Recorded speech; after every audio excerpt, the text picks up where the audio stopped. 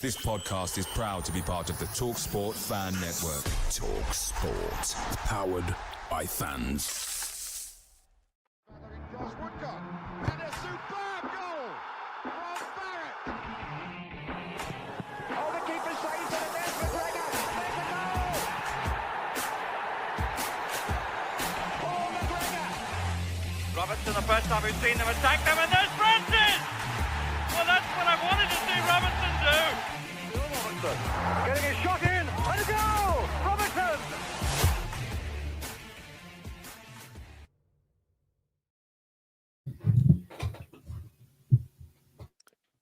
Hello and welcome to this edition of Red Side of the Trent as we come to you after Nottingham Forest 2-0 victory over FC Porto in the Europa League Group Phase. It was a night of firsts, a first in a while anyway. It was Sean Dyche's first win in charge as Nottingham Forest manager. It was Forest's first European win since November 1995. It's their first Europa League win in the campaign. It's their first clean sheet of the season. And it was their first win in about 10 games. So to go through what was a very positive, actually, evening all in, I'd like to be joined by pod regular Reiss Lane and Premier Elliott. Reiss, first off, how are you? I'm good, mate. You? Great stuff. Not too bad, thank you. Tired. So I got back in at 2:30 in the morning, but tired. Elliott, what about yourself? Yeah, really good. Everyone's just in like a really good mood, and it just feels like a cloud has been lifted. So, yeah, all good, ready, set for the weekend. Great stuff, yeah, where we faced a mighty Bournemouth. They are mighty, they always beat us. So, before we get on to that, Reiss will start on with last night and the team first and foremost. I know we all knew there'd be changes anyway, just from personnel and registration issues, if nothing else. But Taibo Ronnie came out the sides. Igor Jesus came in to lead the line. We went back to a 4-2-3-1 with Douglas Luiz coming in to pair Elliot Anderson in midfield, Gibbs White behind the striker, Dan Ndoye and Callum Hudson-Odoi in the wings. Obviously with Zinchenko at left back as well, Milenkovic, Murillo and Nico Williams at right back with Sells in goal. Reiss, what did you make of that team? Because I know you were expecting something slightly different in a free match. No, I think that was pretty much. I think the only play you could really argue about was if you'd play Nico at left back and then play Savona at right back. And obviously instead of Zinchenko on the other side, I think the rest of the team kind of picked itself really. We had a chat in with pre-match. There was, I expected maybe, Ryan Yates probably started midfield because that was kind of the narrative, wasn't it, of what, has been said on social media and that. But Anderson and Douglas Luiz, in my opinion, and I'd imagine most fans' opinion, are the two best centre midfielders at the club. So no surprise that they both started. Obviously, you've not got Bakwa, you've not got Hutchinson for the Europa League, so it was always going to be Ndoye and Hudson-Odoi. Wood's injured.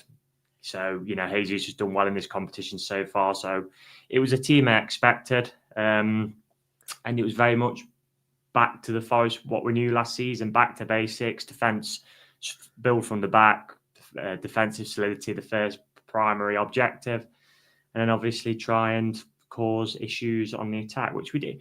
I know obviously we've scored 2 penalty goals, but we could have scored goals from open play as well. There was chances throughout the game. So, yeah, it was, I don't think there really could have been much argument with that team aside from one of the fullback options. But obviously Zinchenko got injured, so that was changed anyway in the end. Yeah, very much so. Obviously, we don't know the full extent that injury hasn't yet, but I imagine it'll be a case of Savona and Williams at fullback at the weekends. But he was in tears. I don't know if you've seen it. So I'd imagine if that is the case, then it's probably not the best one. No, it's not a good one, is it? No.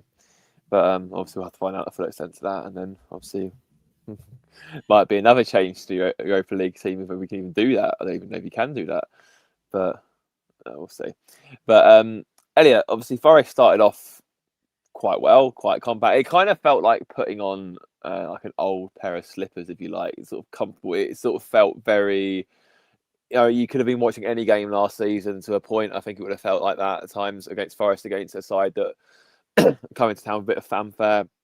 Obviously, Porto had won 10 of their last 11 games, hadn't lost so far this season, only conceded 2 goals going into the match today.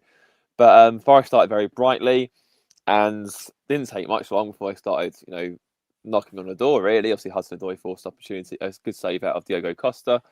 And then Forest get a penalty as Jan Bednarak very kindly decides to give his best NBA audition and swat the ball out from in the penalty box. From your position, did you think it was a penalty straight away?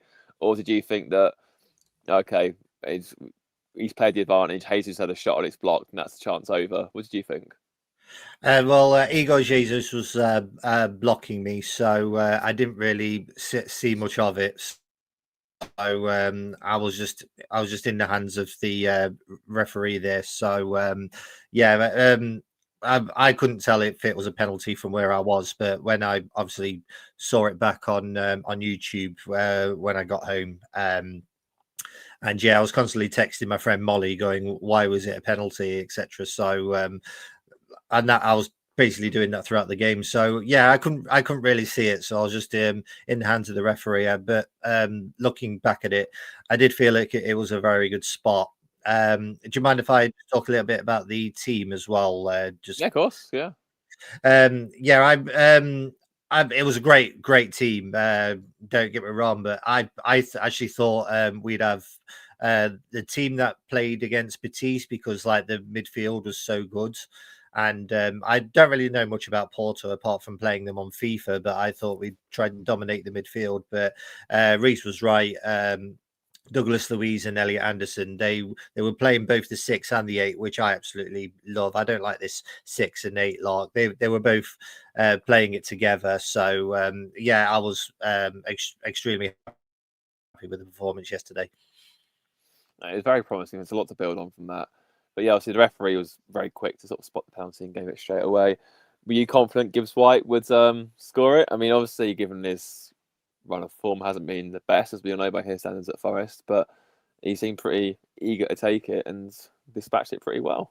Well, he said to himself he looked like he could breathe again. So I think he was going into it with a lot of confidence. So I think he would have done. I like Chris Wood's penalties because I can't stand stuttering run-ups or anything. He just does no nonsense run up and take it. And Morgan did exactly the same. So I'm always happy with those sort of penalties.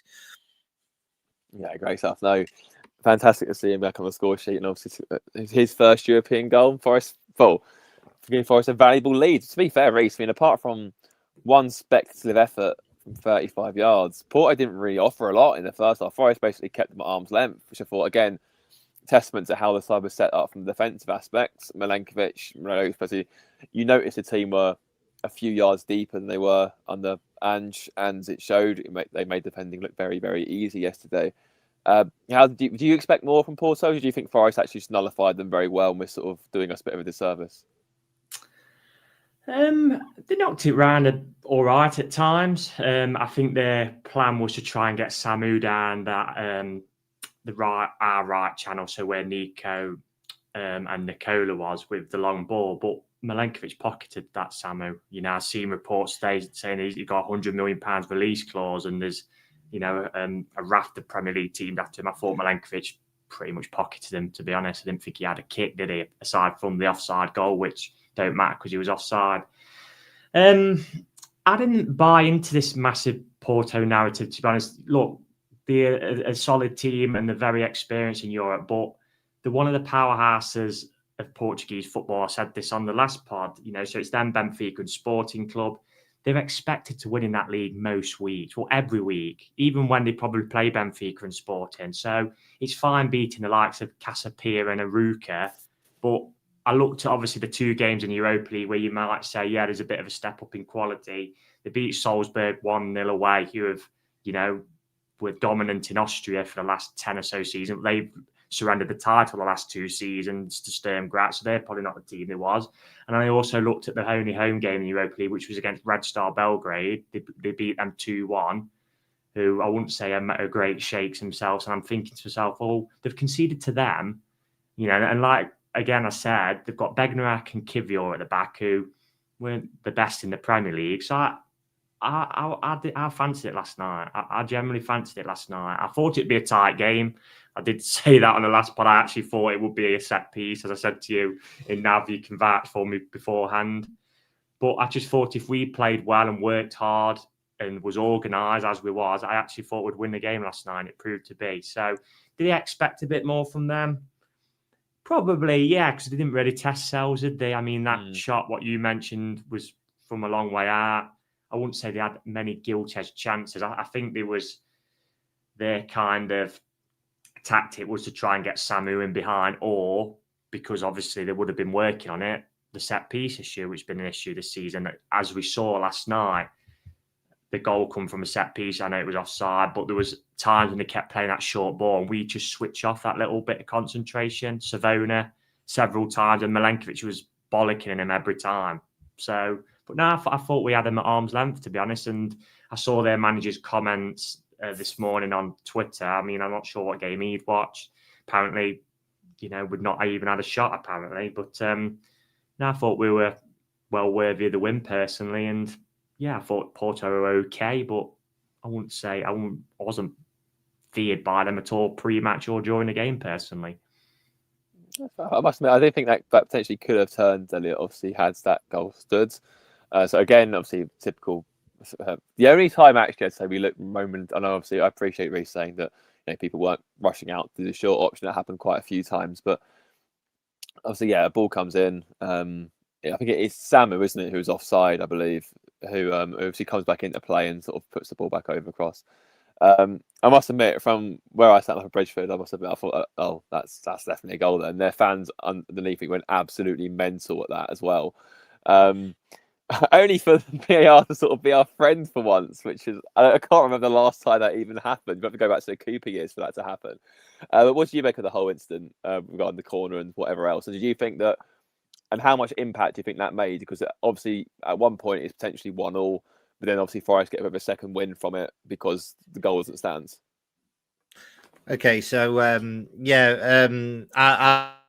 I was exactly the same with you. I thought it was similar to Chelsea's third goal on Saturday. How it was just on the floor and it could just be an easy tap in. So I thought it was, and then I saw the VAR screen and I thought, okay, I'm used to Premier League just giving it anyway. So as soon as I saw the referee do this, I just started singing Europa League, not corruptors. Yeah, I'm starting to really enjoy this league. So it just felt like as soon as we saw that hand gesture, it just felt like a goal, and then like the crowd got really up for it. So I was delighted when it got disallowed. Yeah, we all were really, and obviously Reiss not long after the referee was being instructed by VAR again. As he initially booked Savona for a dive after going over a challenge, but then was alerted to go to the small screen, went over. It was quite funny seeing all the people in Clough Lower sort of like make sort of hand gestures towards him. But again, he was pretty quick with his decision making. And again, this time goes to Eagle Jesus rather than Gibbs White. I always find it weird when players take 2 penalties in a game, so I can kind of see why that happens. But again, what's your take on the whole second goal?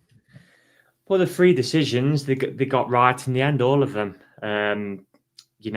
It's a handball for the first one, which the referee gave. Not going to get that overturned. Second one is a clear offside. I'm not sure why it took as long as it did, personally, because they were celebrating for a good few minutes, the Porto fans, weren't they? And then all of a sudden it was like, as if like the ref was like, and the VAR was thinking, yeah, we'll let them celebrate, and then we'll actually bring them back down to earth and tell them it's been disallowed. And then and then obviously the third one, he's made a bit of a swipe for him. I mean, we can't really see, can we, from where us guys sitting up at Bridgeford, and I think you're Brian Clough upper, aren't you, Elliott? So it is hard to see if there is contact on that, really. But he's made a bit of a swipe for him, and there's like a second action into which actually catches him. This contact, Savona's gone down, and as soon as the referee goes to the screen, 9 times out of 10 they're going to overturn it all, aren't they? So brilliant. This is what I mean. Look, under Ange, we can talk about Ange's tactics and this whatnot. We just didn't get any of this rub of the green, didn't we? This is what I mean about football. There's just no logic to it. at times. You just get that look like the offside goal, which, like we've just spoken about, no one noticed it, did they, in real time?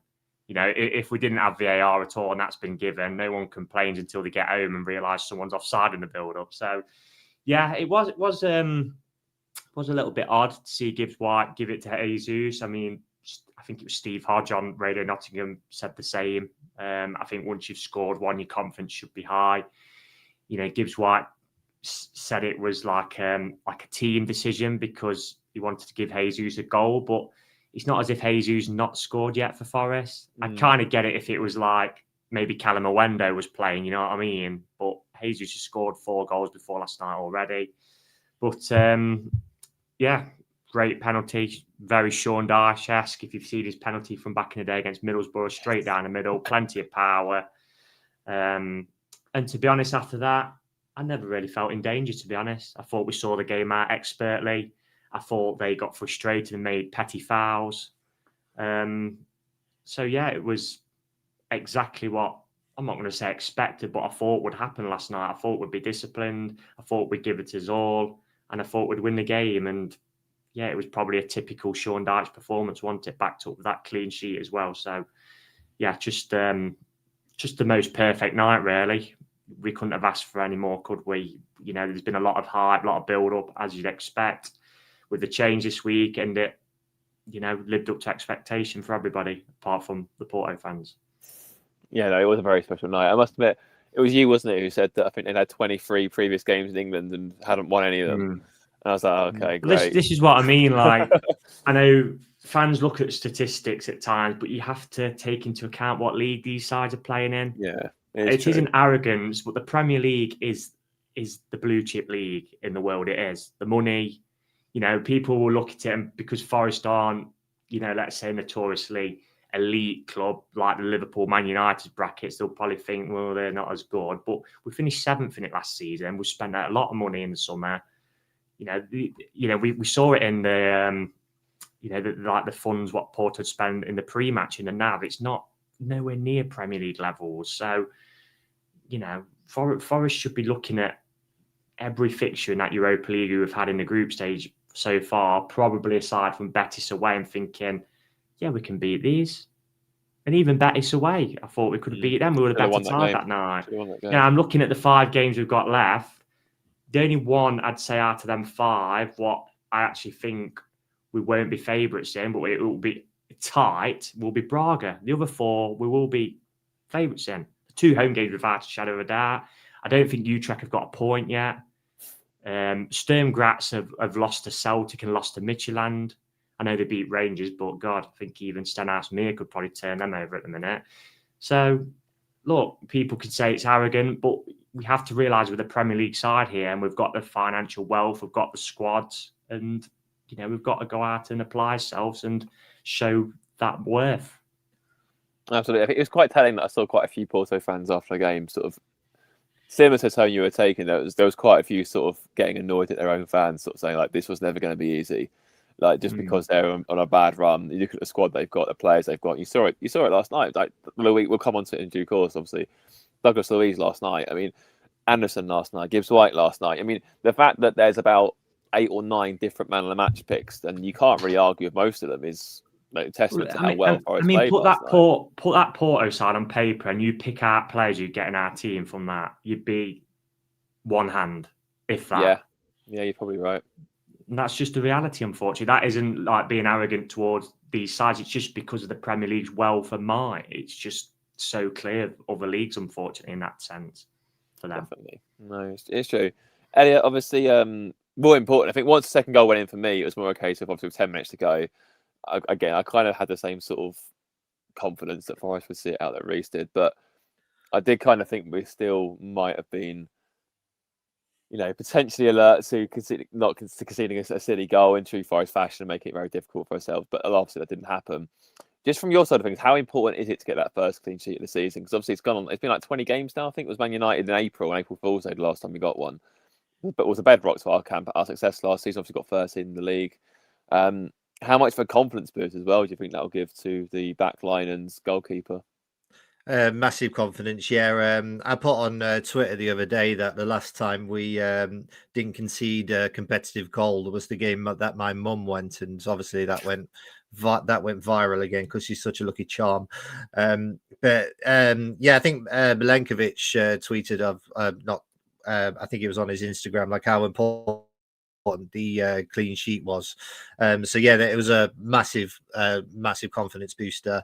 And yeah, I'm with you. When we went 2-0, there's always that little something in your brain, like, you know, we've just been recently scarred by the Swansea game, and like nothing is set in stone. You still got to defend these attacks on Porto, especially when we're playing low blocks. So yeah, the clean sheet is immensely important to us, and let's just hope we can get more clean sheets in the Premier League. Absolutely, yeah. I mean, if you can't win, don't lose, and a clean sheet solidifies that. So, also, just one more thing for you. I mean, I know obviously it's difficult because, I mean, obviously I'm not complaining that we've won the game by any stretch of the imagination at all, and I think as well with the format of the Europa League Group Phase and Conference League Group Phase, Champions League Group Phase as well, where you play each team once. It's not so much about how you win; it's just winning, really. But would you have liked to have seen a bit more from us from open play? Obviously, Porto did defend fairly well, to be fair, I think, give them credit. There was that one big chance of Hudson-Odoi, Anderson clipped him in, where he potentially could have squared it, but took a bit too long to sort of make his mind up, and eventually his shot got blocked. But from what for both of you, are you particularly alarmed about that, or are you just caring about, doesn't matter, just win the game, move on, worry about that later? Reiss, do you want to start? Not me. I'll let you start. Okay. Yeah. About these things, you have still got to bear in mind that we've got a new manager in, and the team is still clicking. So it's one of those things where, yeah, it would be nice to actually score from open play, but I'm in the camp, and so is Sean, really, that I don't really much care how we win as long as we win. I don't care about tippy tappy. I don't care about Ange ball. Just win. That's all I care about. Well, yeah, I mean, we can't go out and complain, you know, saying, you know, I mean, the Ange ball, in my opinion, wasn't even pretty. But let's say we were playing pretty football under Ange, but wasn't winning games. We can't then moan when we do get a result. You know, it's 2 set pieces, but as we're seeing set pieces, and they always have been, they're a massive part of the game, set pieces. The team who are leading the Premier League at the minute are the best side in Europe at set pieces, because it's just such a massive part of the game. So there's no, I know there's a bit of, what's the word I'm looking for, kind of looking down upon sides who score from set pieces, but it's a massive part of the game. So, you know, it's about getting results. That's what we want to. We want results, and we've got one last night. And to be honest, we probably should have scored from open play. I think Hudson-Odoi on another night scores the 1 second half when he's clean through. He just waited too long there, or even he squares it and it's a tap in. So we could have scored from open play. You know, the one also first half he had where I think he jinked by 2 men and it looked on target. And I think Diego Costa in their goal would have been scrambling. He got deflected over. So you got to realise as well, you know, Sean Dyche has only been in a couple of training sessions, so he's not all going to click overnight. You know, I think last night was just about getting a result, and for us to win the game and get a clean sheet, however we got it, I think that's brilliant. Personally, I do agree. I think in the main, I do agree. I think, yeah, it would have been nice. It would have been like a cherry on the top, I think, if we maybe forced Costa to a few more saves, but I'm not bothered. We've just beaten, you know, okay, I take your point about the Portuguese league not being that strong. I completely agree for what it's worth, but we've been a very experienced European side who frequently gets the knockouts of whatever competition they're in.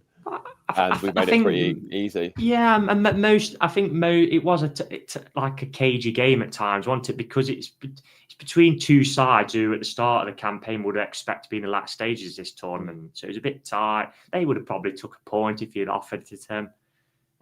You know, like I say, Sells didn't really make any saves of note, did he? No.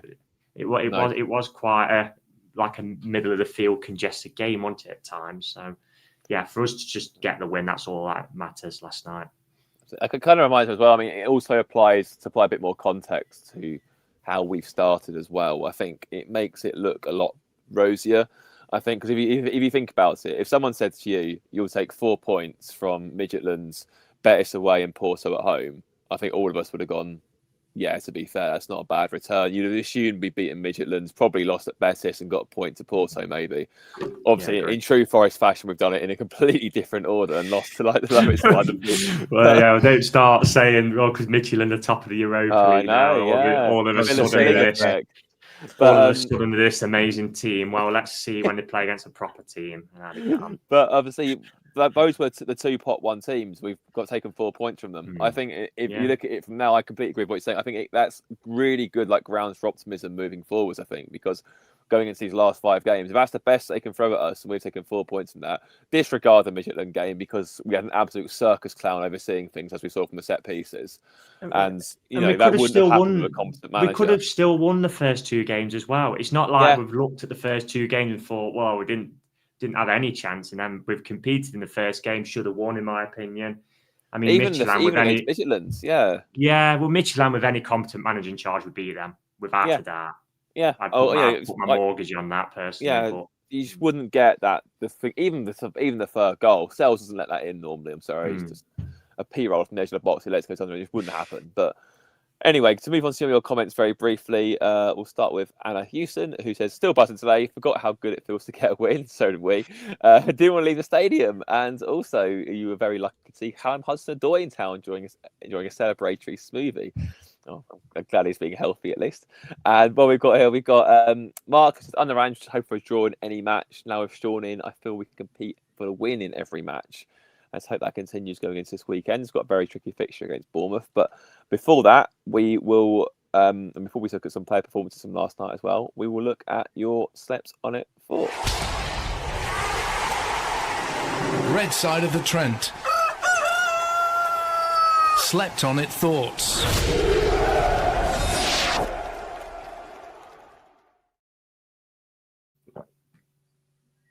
Europa League badge in that second logo for the European one. It's really nice, isn't it? It's really fitting. Hopefully we can get see that a bit more this season. Anyway, Carl Booth said that's more like it. That performance wouldn't have looked out of place last season. We were flying. Players looked confident, playing that way and didn't try anything silly. Hard to pick out specific players. They all put a shift in to get the win. You Reds. Jeffro said back to basics, no nonsense football. Kept them at arm's length almost effortlessly. To be fair to Porto, they defended very well, but they gave away 2 penalties, which was a difference. Terrific performance and a massive relief for all involved with the club. Gravel ball era. Snowboard Pete says there was a feel before the game that hadn't been there recently and could be seen in the players as well. Back to basics, no overcomplicated tactics or positioning. Louise and Anderson are just class and controlled the midfield. Eagles getting better every game. Roll on Sunday. Adam Wicklow, who obviously from Paris. Yeah, who's that? Who's he? He never really does that. Actually, I skim past it. That joke. Can I just say on with Snowboard Pete as well? I love seeing him at every game because I see him all the time from a distance, and he's always got shorts on. So he's a man of my own. Vintage. No wonder why I like Dyche. Adam has said back to our horrible best, but with some attacking style on show. Murillo and Milenkovic looking back to their usual selves. Douglas Luiz, Anderson just ooze so much class with Eagle leading the line superbly. On to Bournemouth now, and here's hoping we can kick on. Barley Anonymous says Dyche high intensity ball on the way. He's not just a long ball merchant. Dyche press is real.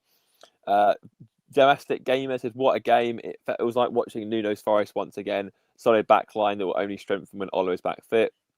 We are ruthless in attack with plenty of chances to be more than 2-0, but some silly things like yellows will mean our top scorer is out for the next game. Yes, of course, forgot about that.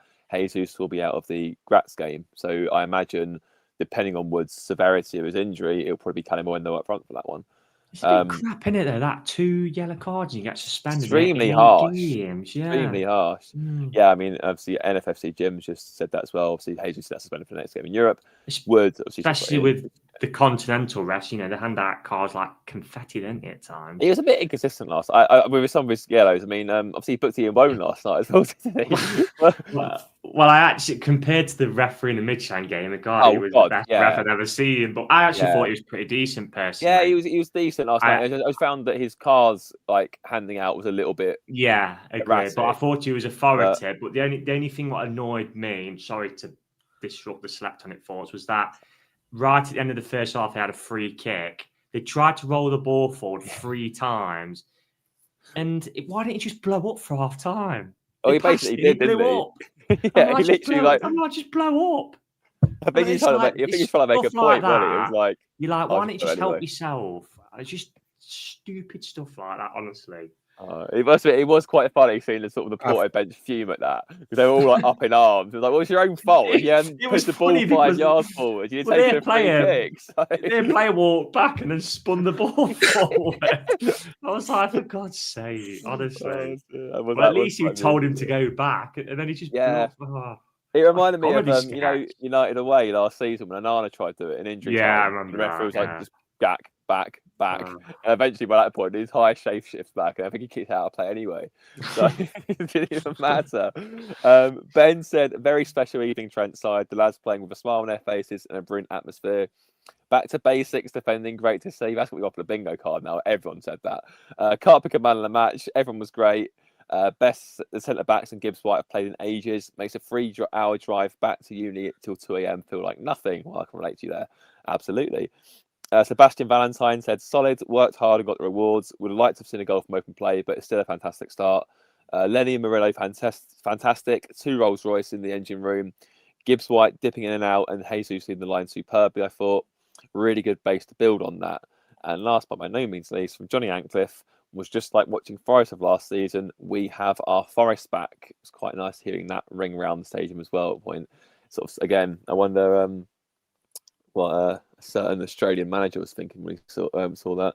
It's been quite nice to see the furore from Celtic fans and Australians in general on the timeline after the result. They've been very quiet, as has the Palace fans. I can't possibly think why they've been so quiet after last night's sanctions. But anyway, moving back to Forest. And the Spurs fans as well doing that "we always win" picture every time we don't win. They've turned their manager now. It's all fine. They want Frank gone. I'm happy that the YouTube comments aren't filled with abuse and people who are saying we should keep giving Ange a chance. Are they still wanting to give Ange a chance? Are they? Because it was obvious to anybody who was watching it that it clearly wasn't working and the players wasn't having it, as saw by the loads of little digs in the media interviews. There's been loads of little digs. Everything, like even the club statement, which is mostly AI by the looks of things, even that had several on the nose sort of like jabs towards him. It was just such a weird time. Very, very strange. I'm glad we've kind of fair play. I know he's messed up Marinakis, but fair play to, making the decision because he had to. Marinakis, sorry, Elliot, I come to very quickly. Did you see Marinakis in his Forest like puffer jacket, his Wenger coat yesterday? The director's it said AP on. Yeah, did it actually? It did, yeah.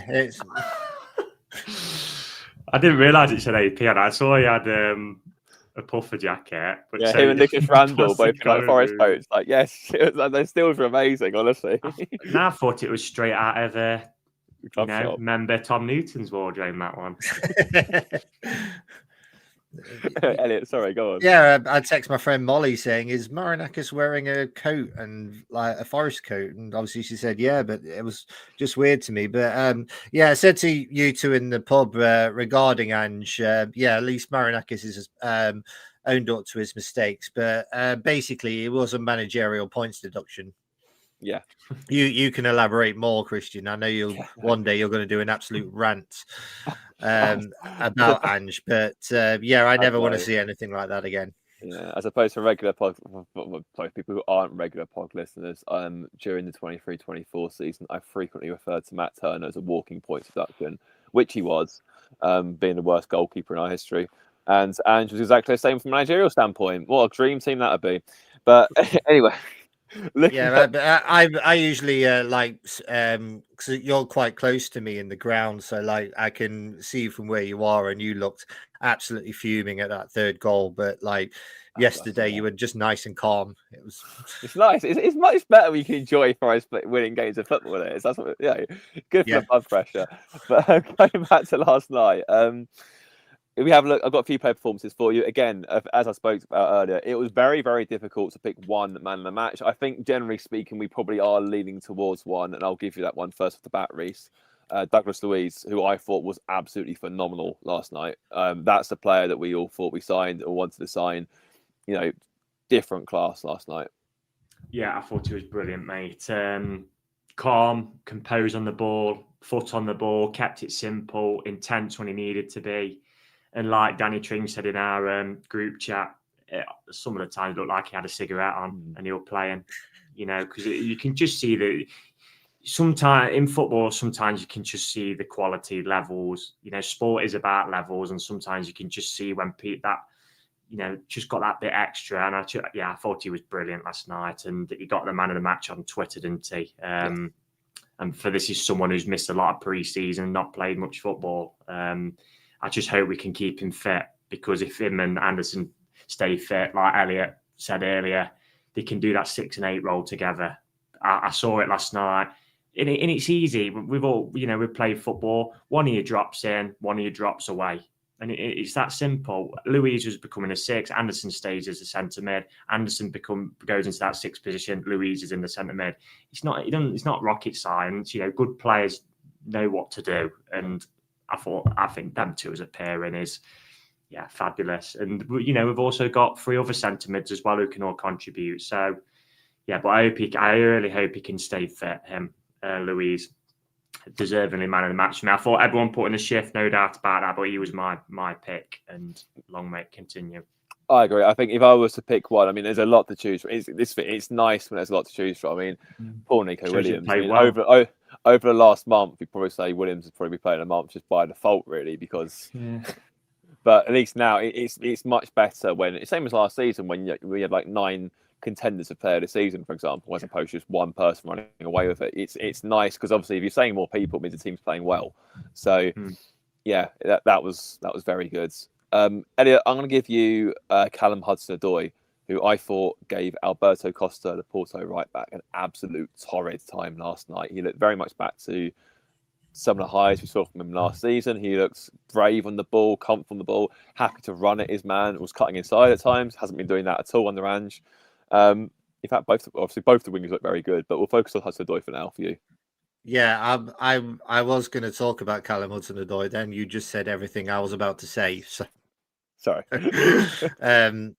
It seems like he's got his swagger and confidence back. It's always nice to see. Nice to see Callum doing that. I've always noticed when Callum gets on the ball by the box, is always 2 of the opposition on him, so he can't do his signatory curl it into the right hand corner.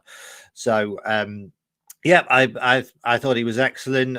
The only issue I had regarding Europa games is we didn't really have the quality of wingers on the bench last night because obviously Baka wasn't available and Hutchinson, what happens regarding Europa games. So it was kind of no choice in the matter but to play Dan N'Doye and Callum Hudson-Odoi. I actually thought Dan N'Doye was also he's slowly but surely getting into it again, and he is absolutely rapid. So I thought the wingers did good, but Callum, I'm very happy with his performance yesterday. It was great. It was just I think there was one point I think he just sort of just skipped by and just left. I can't remember the name. That was it. Literally had it in my hand there. Costa, that was it. And Costa just got his feet just tied up, and Hudson-Odoi just gone past him. He's like, he's just sort of put his hands up like that. He's like, I can't do anything. When you see obviously Hudson-Odoi in full flight, he's such an exciting player to watch. He's so good, so intelligent on the ball. The way he manipulates it, the way he pulls defenders away, he's just a dream. But I think as well, it's worth highlighting as well. You're right, Dan N'Doye on the other side. He's starting to look so much more like a Premier League ready player. I don't mean ability wise, that's probably always been there. I mean physicality. He's using his body more now. He's using his body to turn away from his man. He's using his speed where he wasn't before. He'd get a little brush and go absolutely flying. So whatever personal trainer's been working with him, is doing a really good job. Reiss, I'm going to give you Louise's counterpart, Elliott Anderson, who again, that ran the show last night, and it's sort of becoming the norm, really.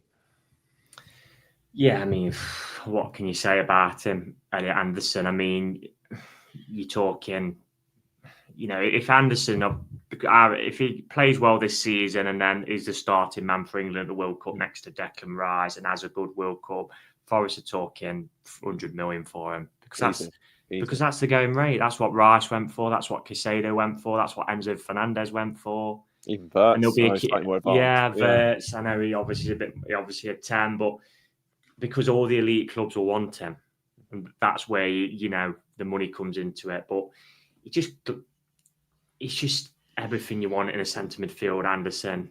The only thing negative about him is he's shooting. Really needs to be able to score more goals, but everything else is tenacious.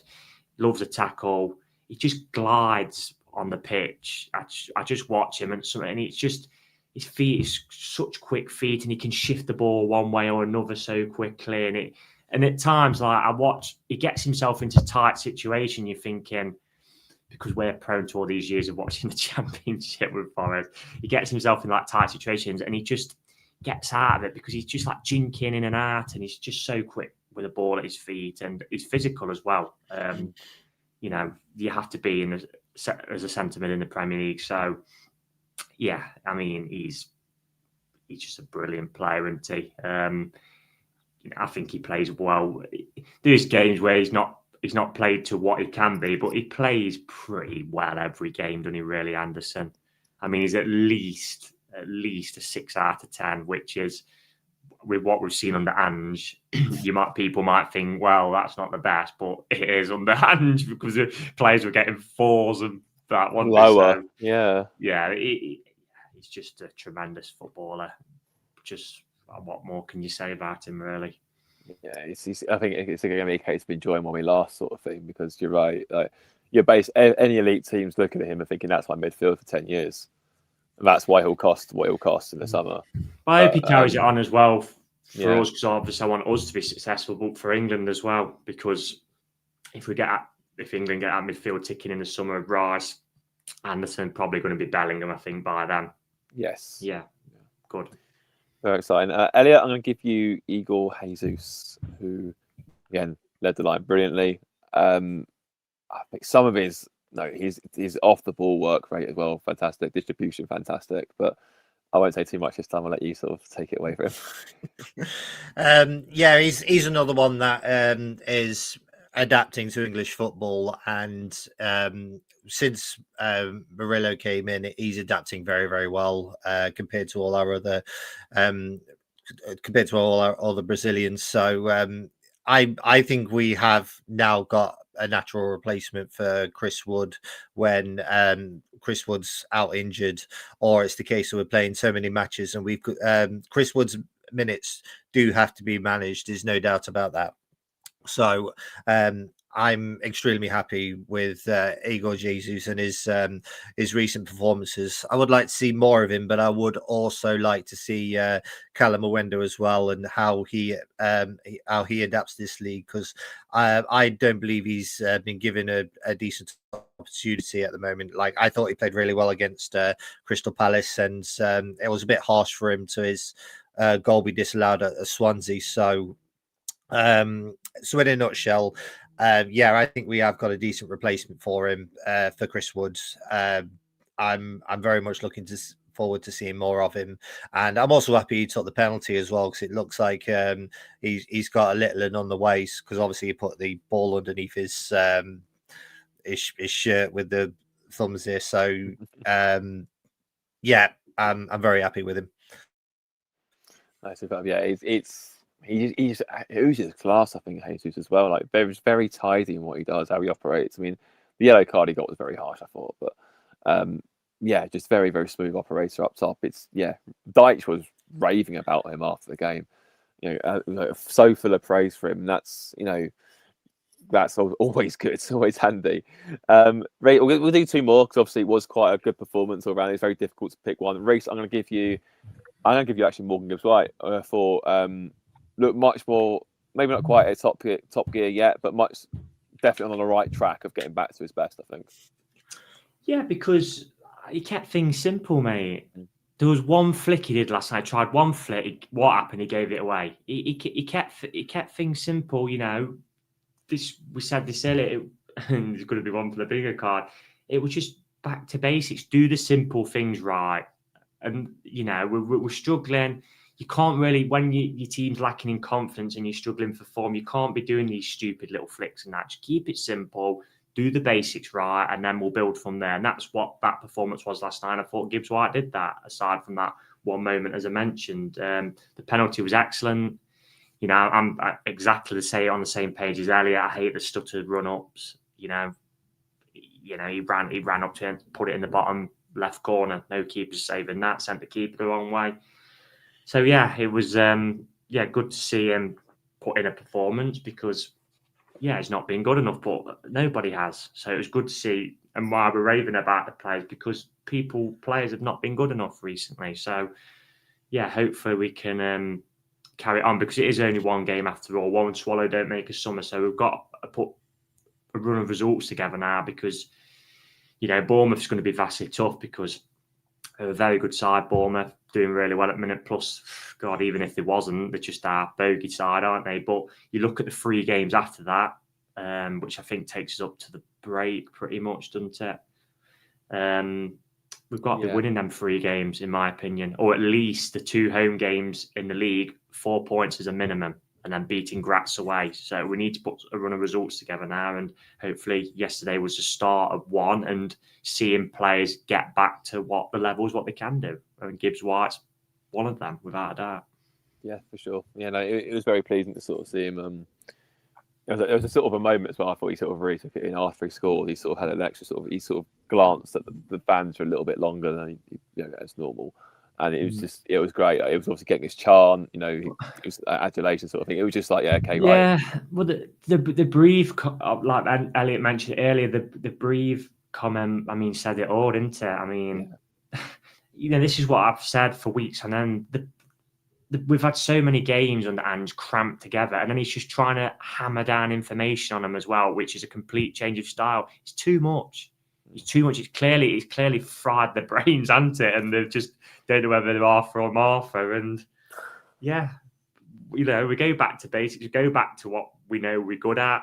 Guess what? We get a result and we keep a clean sheet. So, simple game, isn't it? Yeah, it is. Yeah. Lastly, I'm going to give you Nico Williams, who I thought on both the left and the right flank last night was his usual consistent self.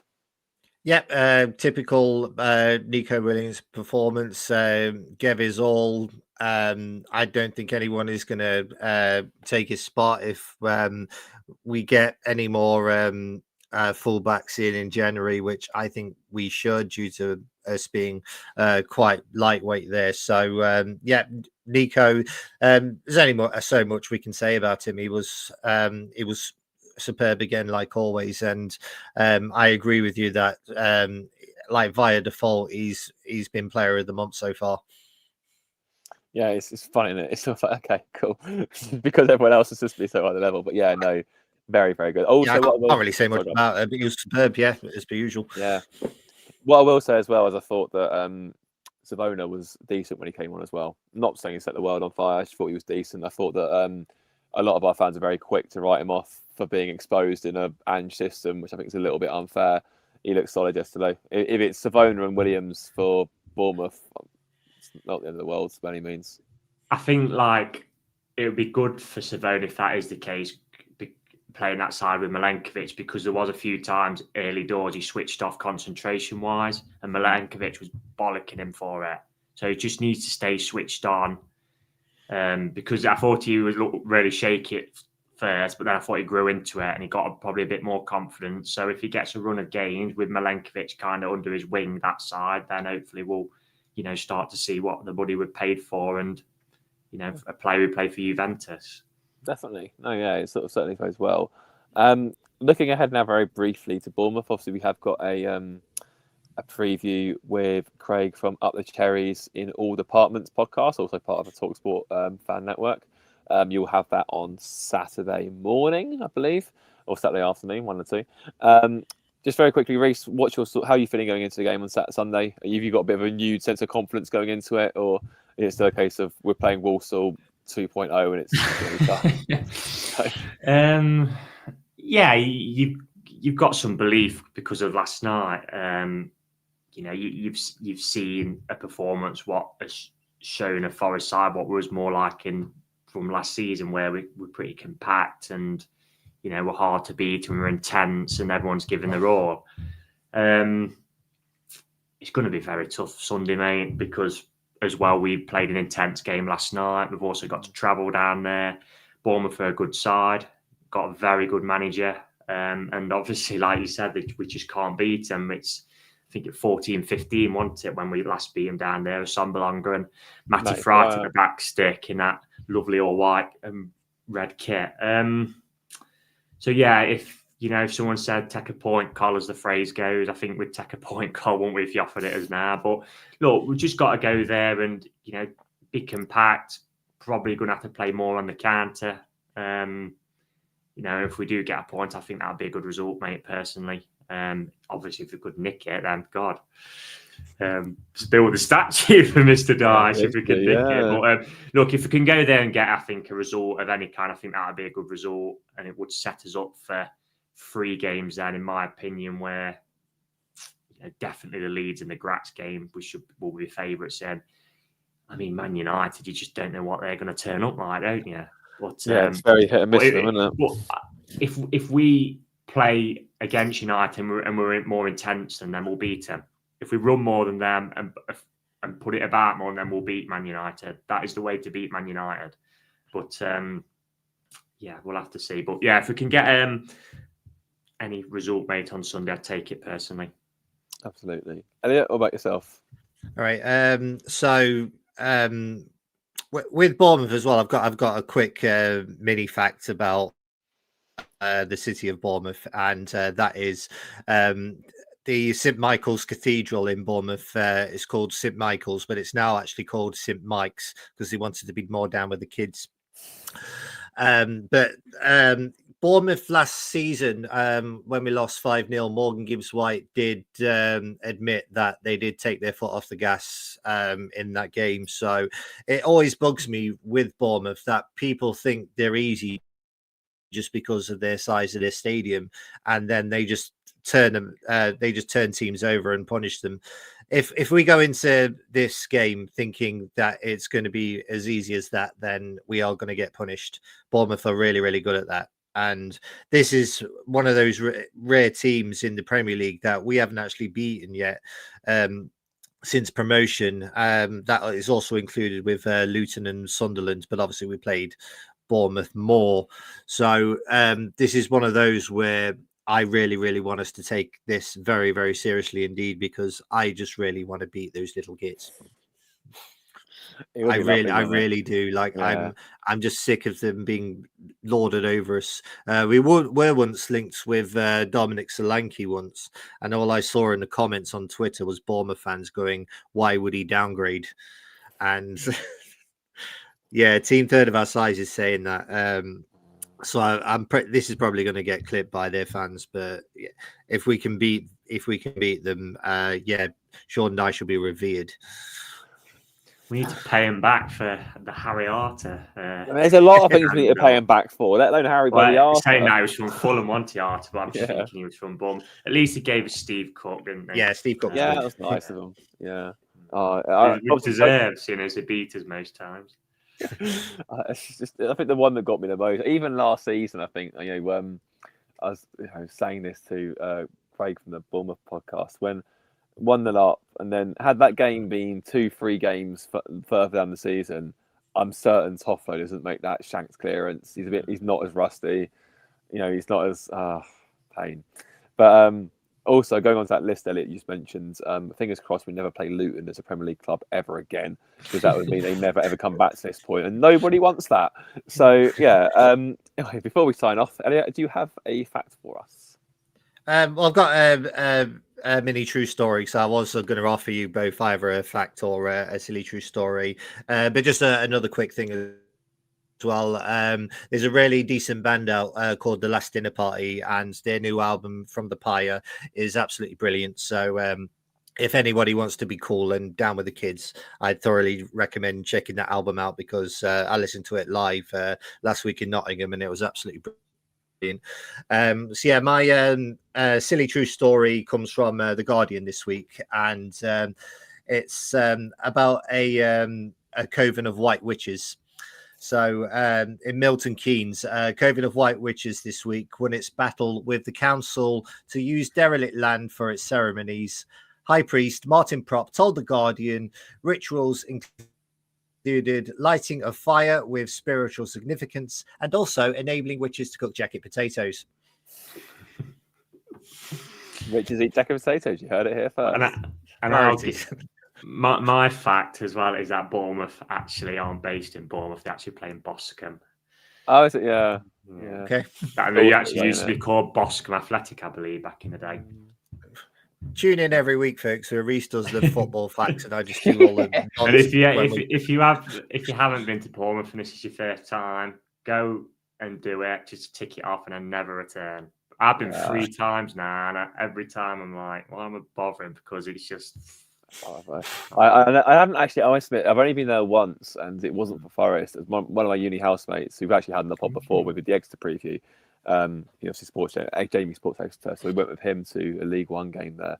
I think the sand still wasn't half belt. It was freezing cold. It was in like January, February time. It must have been like -6. I swear to God, it was horrendous. And Exeter lost 2-0, and we nearly missed our train back. So I agree with you. I never want to go back to Bournemouth. So yeah.